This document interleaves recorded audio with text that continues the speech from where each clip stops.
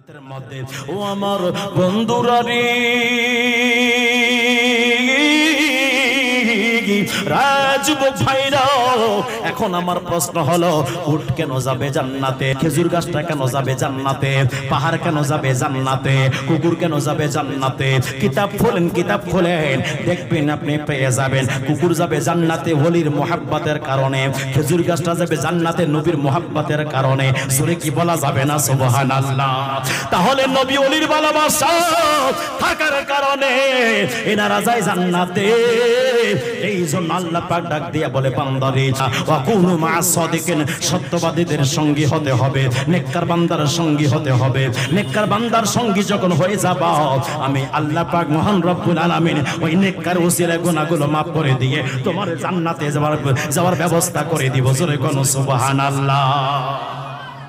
এখন বলবেন, হুজুর এনারা কি শাফাত করবে? হাদিস শরীফ খুলেন, নোট করবেন কথাটা।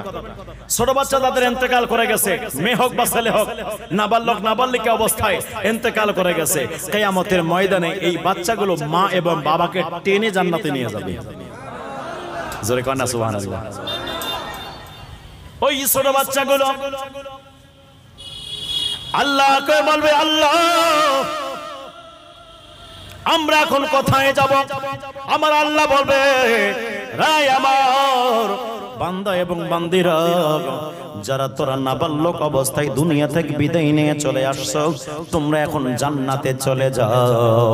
যেই মাত্র জান্নাতে যাওয়ার জন্য বলবে, এইবার ওই ছোট ছোট বাচ্চারা ডাক দিয়ে বলবে, আল্লাহ জান্নাতে যাব, তবে একটা আবদার আছে, আবদার। আমার আল্লাহ বলবে, কি আবদার বলো? আল্লাহ দুনিয়াতে যখন ছিলাম মাকে মা বলে ডাক দিতে পারি নাই, বাবাকে বাবা বলে ডাক দিতে পারি নাই, আল্লাহ আমাদেরকে ওই মা বাবার সঙ্গে দেখা করাইয়া দাও।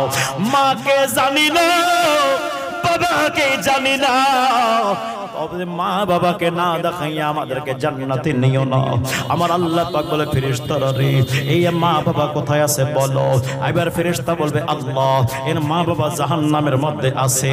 আমার আল্লাহ বলে, ও বান্দা রে, ও আমার মাসুম বান্দি, শোনো শোনো, তোমার আব্বা আম্মা জাহান্নামে চলে গেছে, তুমি জান্নাতে চলে যাও। আল্লাহকে বলবে, আল্লাহ আমার আব্বা আম্মা থাকবে জাহান্নামের মধ্যে, আমি কেমনে জান্নাতে যেতে পারি? এই জন্য রে যুবক, ও মুরব্বি বাবাজিরা গো, যাদের সন্তান নাবালক এবং নাবালিকা অবস্থায় মারা গেছে, আপনি তাদের জন্য ব্যথিত হবেন না রে বাবা, আপনি তাদের জন্য ব্যথিত হবেন না রে মারা। যারা শুনছেন আলোচনা ভালো করে শুনেন, আল্লাহর কাছে দোয়া করবেন, আল্লাহ ওই সন্তানটাকে আমার শাফাআতকারী বানাইয়া দিও, মেয়ে হলে শাফাআতকারিনী বানাইয়া দিও রে আমার যুবক ভাইরা রে। এইবার আল্লাহ বলবে, যাও যাও, এবার তোরা জান্নাতে চলে যাও। এবার এনারা বলবেন না, আল্লাহ জান্নাতে যাইতাম না যতক্ষণ মারে দেখতাম না, জান্নাতে যাইতাম না যতক্ষণ বাবারে দেখতাম না। আল্লাহ ডাক দেয়া বলে, ফেরেশতারা রে, যাও যাও, আমার বান্দারে নিয়ে আসো, তার মা বাবারে নিয়ে আসো। যেই মাত্র জাহান্নাম থেকে বের করে আনা হবে, দেখবেন গায়ের মধ্যে আগুন জ্বলছে, আগুন জ্বলছে। সন্তান ডাক দিয়া বলবে, আল্লাহ ও রব্বুল আলামিন, আল্লাহ ইনি কে? ইনি হলো তোমার মা বাবা। আল্লাহ আমার মা বাবার গায়ের মধ্যে আগুন কেন? আমার মা বাবার গায়ের মধ্যে আগুন কেন? এইটা অবস্থায় দেখতে দেখে কেমনে আমি সহ্য করব?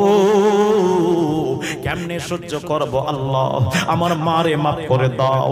আমার আল্লাহ বলবে, বান্দা ও আমার বান্দা, ও আমার বান্দি, শোনো শোনো, না না তোমার আব্বা আম্মা জাহান্নামের মধ্যে চলে গেছে, না ওরা জাহান্নামে চলে গেছে, তুমি জান্নাতে চলে যাও। তাহলে এবার বান্দা বলবে, আল্লাহ তাহলে আমাকে আমার মা বাবার সাথে জাহান্নামে পাঠাইয়া দাও, আমি আমার মা বাবার সঙ্গে থাকতে চাই। আমার আল্লাহ বলবে, না রে বান্দা নাও, তোমারে কোন কারণে জাহান্নামে পাঠাইতাম? তুমি তো কোনো পাপ করো নাই, তুমি তো কোনো ভুল করো নাই, নাবালক অবস্থায় ইন্তেকাল হয়ে গেছে তোমার, তোমাকে আমি জাহান্নামে কেমনে পাঠাইতাম?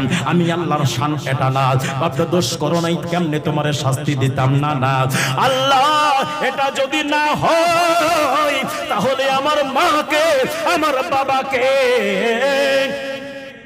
দিয়ে দাও, মুক্তি দিয়ে দাও, জান্নাতি করে দাও, আল্লাহ মাফ করে দাও না।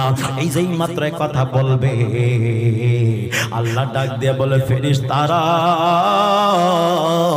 ও ফেরেশতারা রে, তাড়াতাড়ি তার মা এবং বাবারে প্রহরের পানি দ্বারা গোসল দিয়ে দাও, জান্নাতি পোশাক পরাইয়া দাও, দাও রে দাও, আমার ওই ছোট মাসুম বান্দা বান্দির জন্য তার জীবনের গুনাহ আমি আল্লাহ মাফ করে দিলাম। এই জন্য রে বন্ধু, যুবক ভাইরা, গভীর মনোযোগের কাল লাগাম। এরকম সন্তান যারা হারিয়েছেন, মনের মধ্যে কোনো ব্যথা নেবেন না, মনটাকে ব্যথিত করবেন না, ওই মনের মধ্যে সান্ত্বনা রাখবেন এবং ওই সন্তানটার জন্য দোয়া করবেন। রে আমার যুবক ভাইরা রে, আমি বলতেছিলাম, একটা সন্তান যে আলেমও হয় নাই, যে হাফেজও হয় নাই, যে মুফতিও হয় নাই, যে মুহাদ্দিসও হয় নাই, যে হজও করে নাই, যে নামাজও পড়ে নাই, যে রোজাও রাখে নাই, যে যাকাতও দেয় নাই, যে কোরআনও তেলাওয়াত করে নাই, ওই বান্দাটা যদি, ওই বান্দিটা যদি কিয়ামতের ময়দানে তার মা বাবাকে টেনে জান্নাতে নিয়ে যেতে পারে রে, তাহলে চিন্তা করে দেখেন, যারা আল্লাহর বান্দা থেকে বন্ধু হয়ে গেছে, ওনারা কিয়ামতের ময়দানে ভক্ত বিন্দুদেরকে শাফাআত করে জান্নাতে নিয়ে যাওয়ার ক্ষমতা রাখে কি রাখে না? দুই হাত তুলে বলি, রাখে কি রাখে না? তোমায় ডাক দিলে বোলার প্রাণে চাই রে মুর্শিদি, ডাক দিলে বোলার প্রাণে চাই রে, ও প্রাণের মুর্শিদি রে, তুমি ধীরে ধীরে ফিরে ফিরে যাও রে। আমার বিয়ার যাত্রীর মুর্শিদি চারজনারে দেখি, তারা মুর্শিদি কাবলা আমায় দিবে একদিন ফাঁকি। আমার বিয়ার যাত্রীর মুর্শিদি চারজনারে দেখি, তারা মুর্শিদি কাবলা আমায় দিবে একদিন ফাঁকি। ওরে তুমি যাইবার কালে সঙ্গে করে নিয়ে রে, মুর্শিদি যাইবার কালে সঙ্গে করে নিয়ে রে, ও প্রাণের মুর্শিদি রে, তুমি ধীরে ধীরে ফিরে ফিরে যাও রে। একটা জবানও বন্ধ রাখবেন না, চিৎকার করে বলেন ইয়া রাসূলুল্লাহ। বলি আল্লাহ চাই কি চাই না? কত গন্নাকা চাই কি চাই না? নবীর ভালোবাসা চাই কি চাই না? জোরে বলেন চাই কি চাই না? নবীর কেমন ভালোবাসা জানেন? নবীর ভালোবাসা হৃদয়ে ধারণ করবেন, বেঈমান হয়ে ইন্তেকাল করবেন না, ইমানদার হয়ে ইন্তেকাল করবেন।